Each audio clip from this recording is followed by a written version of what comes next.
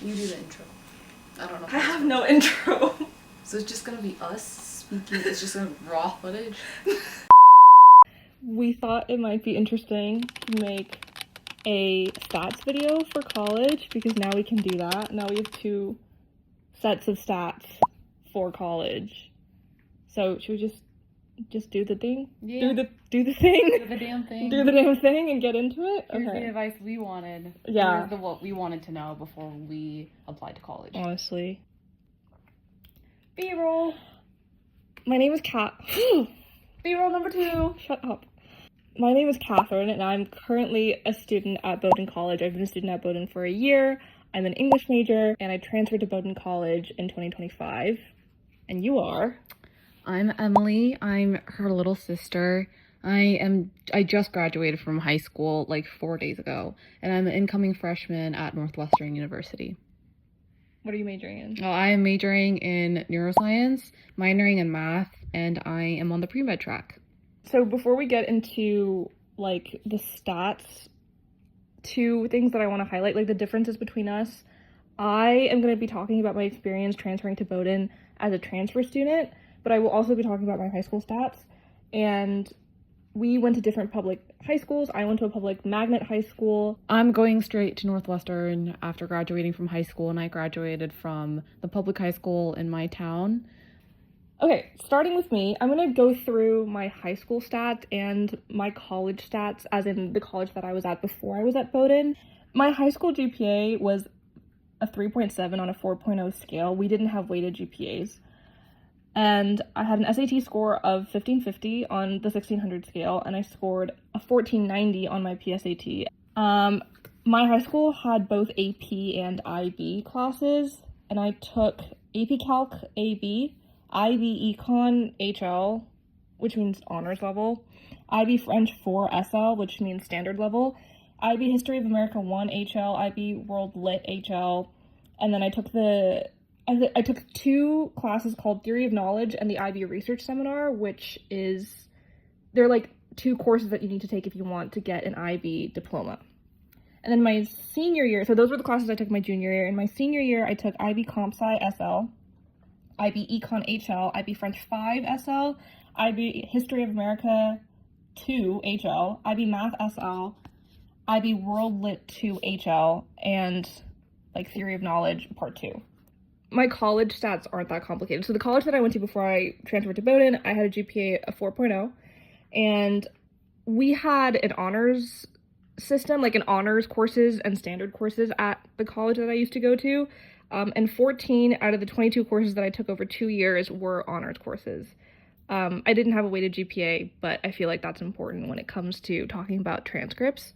And that's what I had on my record when I transferred to Bowdoin. The high school that I went to did have a weighted GPA system, so on the unweighted 4.0 scale, I had a 4.0, and then my weighted GPA was a 4.5, and I graduated as salutatorian of my class. My SAT, I scored a 1590 out of a 1600, and my PSAT score was a 1520 out of 1520. The way my high school worked is you aren't allowed to take AP courses until your sophomore year. So over the course of sophomore, junior, and senior years, I took a total of 9 AP exams. And those exams were AP Calc AB, AP Physics 1, APUSH, AP Lang, AP Bio, AP Chem, AP Literature, and also the AP Spanish Language and Culture exam. In my senior year, I took multivariable calculus, but that was weighted as an AP course, and the exam I took to get my AP credit was AP Calc BC, even though I took my AP Calc AB class in my junior year. I just took the BC exam as well. As of right now, my senior AP scores haven't been released yet, but all of the AP courses I took in my junior year, I got all 5s, and I got the AP Scholar with distinction. I got the AP Scholar with honors award.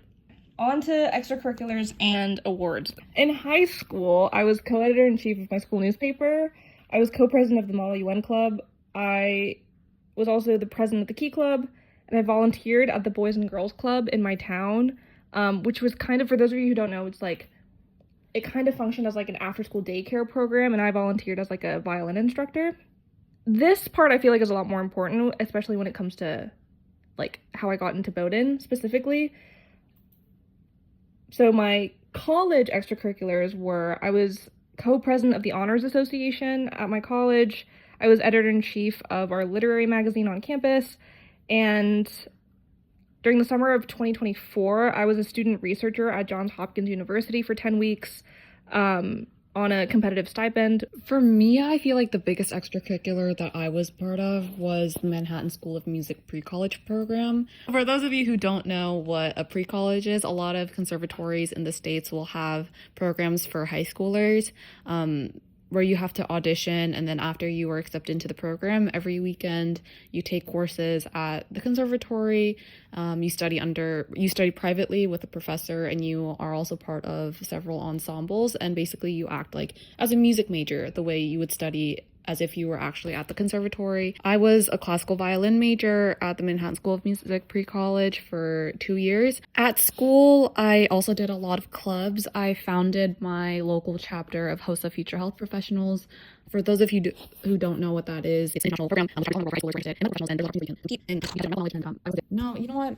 I'm not going to explain what HOSA Future Professionals is. If you're watching the video, you know what HOSA is. Scrap that entire thing. I'm not scrapping that. This is my first time filming a YouTube video. You're gonna have to be patient with me. I founded my local chapter of HOSA Future Health Professionals, and I was the president of that club for 3 years, sophomore, junior, and my senior year. I was also the co-editor-in-chief and digital manager of my school newspaper. I was also the vice president of the local Asian American Alliance chapter, and I was also on the e-board for the National Honor Society. Okay.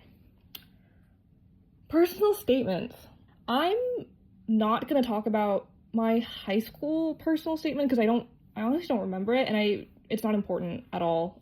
It wasn't a factor in my admission to Bowdoin, so I'm just going to talk about my personal statement that I wrote as a transfer candidate, as a transfer applicant. My statement sort of focused around my research experience at Johns Hopkins, but it wasn't just a narrative about I went to Hopkins, I did this, I presented at this conference, and it was great. Like, it was much more a story about what I learned, how I grew as a scholar through this experience, and how I felt that Bowdoin as an institution would help me on my academic journey that I started at Hopkins.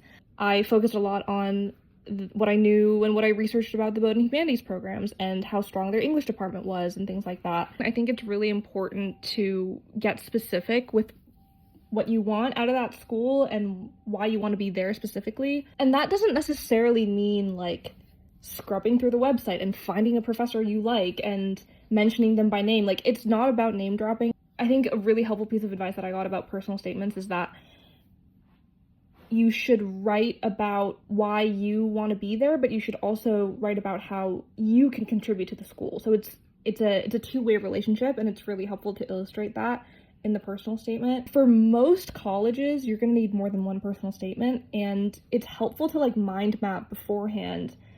And for me, it was a lot about picking stuff out of my resume per se and out of my profile that I knew I wanted to write about, and divvying up those parts and assigning them to certain supplementals and the Common App essay and things like that in order to make sure that I hit all the points that I wanted to hit. So I'm going to speak about like the more standard like personal statement college board prompts that you need when Common App prompts, not college board. Sorry, I'm just traumatized. Guys, AP scores come out in a week. We are all praying. I feel like there's a misconception that like a good personal statement has to be like really emotional and like really fluffy and has to be inspiring, or that you have to like trauma dump or give them access to like super personal parts of your life.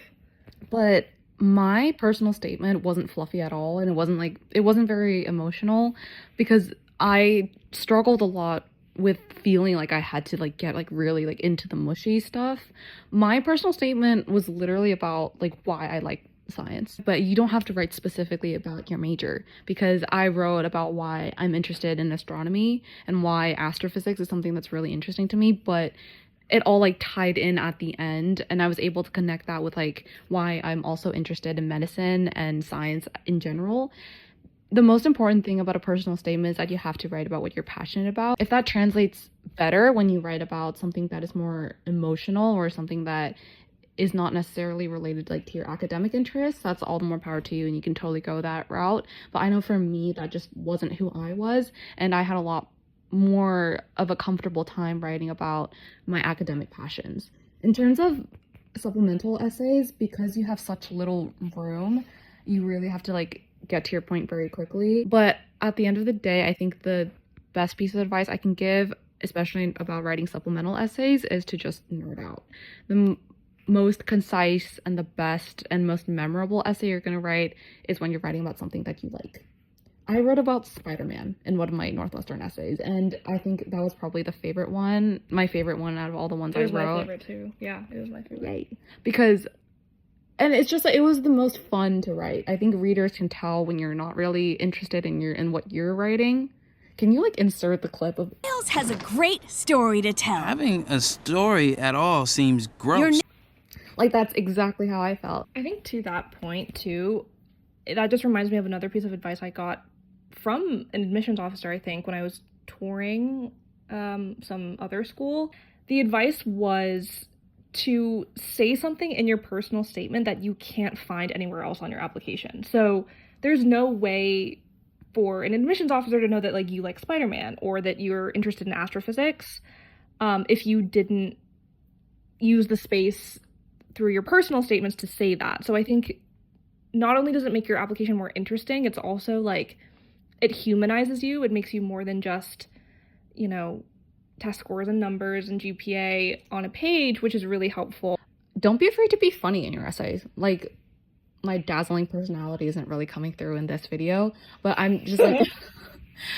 So the essay that I ended up submitting as my personal statement to like all the colleges I applied to, it was like a funnier essay. I had a lot of jokes. My opening was a pun. What I want to add to that is I'm not funny. Like, I feel like I'm not a naturally funny person, so I didn't incorporate humor into my essays, but super glad you did, because that is very much your voice.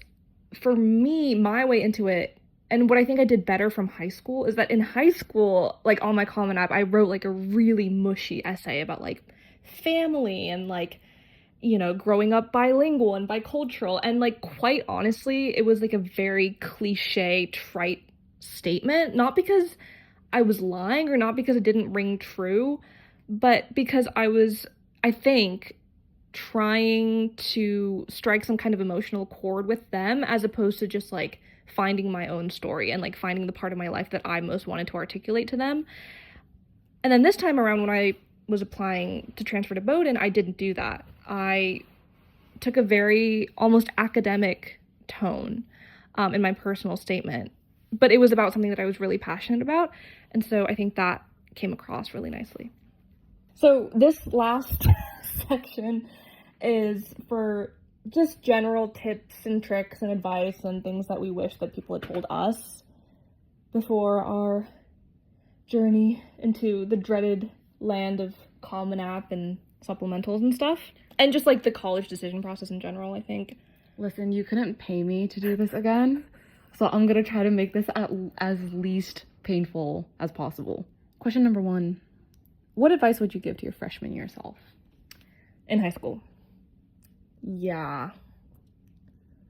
I think the biggest piece of advice I would give to my 14-year-old self is to not try to plan everything out in advance, because I feel like I went into high school being like, I know exactly what I'd want to do in the next 4 years, and I know what my goals are, and I know what kind of college I want to go to, and none of those ended up panning out. And part of that was because there was a global pandemic when I was in high school, but it was also just like things just do not work out as planned, especially in high school. So as counterintuitive as it seems, like, don't plan or don't obsess over the 4-year plan. What would you tell your freshman year self?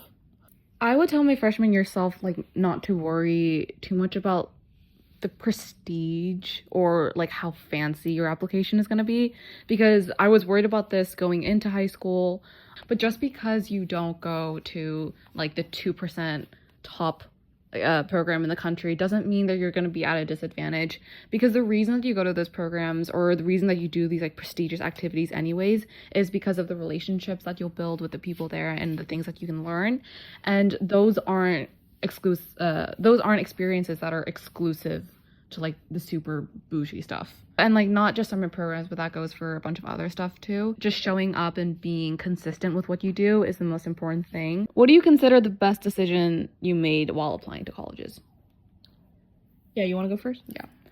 I think the best decision I made was like not making a decision on which college I wanted to apply to like too soon. I didn't know what college I wanted to apply to until like genuinely July, or like mid-July of my application cycle, like the summer before going into senior year. I hadn't picked a college that I wanted to apply early decision to. It ended up being Northwestern, but I made that decision pretty late. But I don't regret that at all, and I think it's the best thing I did, because I didn't like any of the schools that I had considered before. So I spent a lot of my summer just working on the most general personal statement and refining parts of the application that I knew I was going to send everywhere. And then, because you really do know when a school is right for you, I was kind of panicking because I didn't know like what college I wanted to apply to. But then I visited Northwestern, I researched about it, and I see my Chicago vlog on the channel. That's where you will witness her visiting Northwestern for the first time. Anyway. And like, yeah, it really just clicks and you know when a school is right for you. Yeah, my advice is also, I think, kind of similar thematically. I think the best thing that I did was I only applied to schools that I knew I liked, which is it sounds like such a simple thing, but I remember straight out of high school, I applied to like 25 schools or something, which is too many, don't do that. But I applied to 25 schools that honestly other people told me were good. But this time around, when I was doing my transfer applications, I only applied to schools that I knew I could thrive in and that I knew I was interested in. So I applied to a bunch of liberal arts schools because I knew I wanted to be an English major. And Bowdoin was almost at the very top of my list, basically at the top of my list. So I think really thinking about fit and thinking about what is important to you. Like for you, it was very important that you were near a city, that you went to school near a city. I didn't care about that as much, so I kind of go to school in the middle of nowhere. See my Bowdoin vlog. But I love it. But what was important for me was like I really liked small classrooms. I knew that about myself. I wanted like an intimate academic setting. I wanted to be able to establish relationships with all my professors and things like that. So yeah, making that list either mentally or literally like on a Google Doc or on your notes app, and not letting other people, I guess, influence your decision too much, and really just staying true to yourself and thinking about what's right for you. My camera was dying, so we're back with my camera charging. All right. What do you think is the biggest misconception about the application process? Yeah. I can go first. The biggest misconception about the college application process, I think for me, was that you have to be extraordinary, quote unquote, to get into a good college, quote unquote. I think that I was so nervous throughout high school, but even in college, that I wasn't this extraordinary person and therefore would not get into the kind of institution that I wanted to. I wasn't any of those things. I wasn't Time 20 Under 20. I wasn't some kind of entrepreneur. I wasn't anything like that. I didn't start an organization, but I'm still attending a school that is pretty damn good. It's like, you know, by all accounts, it's a good school. I think that what the biggest misconception about the application process is that like numbers are everything, or that is a numbers game. Summer before your senior year, you're in like the throes of like stats. Every video, like my For You page, I remember like, wow, I sound like a screenager. But yeah, you know, like For You page, my algorithm, it was like getting me like schools with like the acceptance rates and like the average SAT and like what % of them like went to private high schools, and you know, but like the numbers are for admissions officers to worry about. They're also going to understand that they can't know who you are as a person just based on your statistics. Like that is the most base level knowledge that they can get from you, and everything else in your application that includes like not just your essays but also like includes your activities and how you connect everything, that is way more important than your numbers. I was not a perfect student And I was not a perfect student in high school, and I wasn't a perfect student when I applied to Bowdoin, and I'm like the biggest advocate and proponent of do not let the deficiencies of your application or what you judge to be your deficiencies psych you out, because you will probably do so much better than you think if you just have the confidence to push, not even the confidence, but just like the refusal to let external standards and external feedback dictate too much of your process, basically. So I think as hard as it is, and as hard as it was for us to do it, try to believe in yourself. Try not to stress too much. Best of luck. Stay strong. I know there are some of you out there who are like 13 and watching this, because I was 13 and watching these videos. Get off YouTube. Yeah, you don't need, like... And if this is what's showing up on your algorithm, delete your Reddit account while you're at it. But if you're a senior in high school, or a rising senior, or you're a college student looking to transfer, or whatever your situation may be, I hope this was helpful. Hashtag you got that. Hashtag go Wildcats. Hashtag go polar bears. If you're at Northwestern and or Bowdoin already, or you want to go to Northwestern and or Bowdoin, leave a comment. Say hi. Oh. Stay tuned, because we're going to do college vlogs. That we shall. I already have a college vlog. You should check it out. Stay tuned for a Northwestern college vlog. Okay. We're jet lagged and incoherent now. So bye!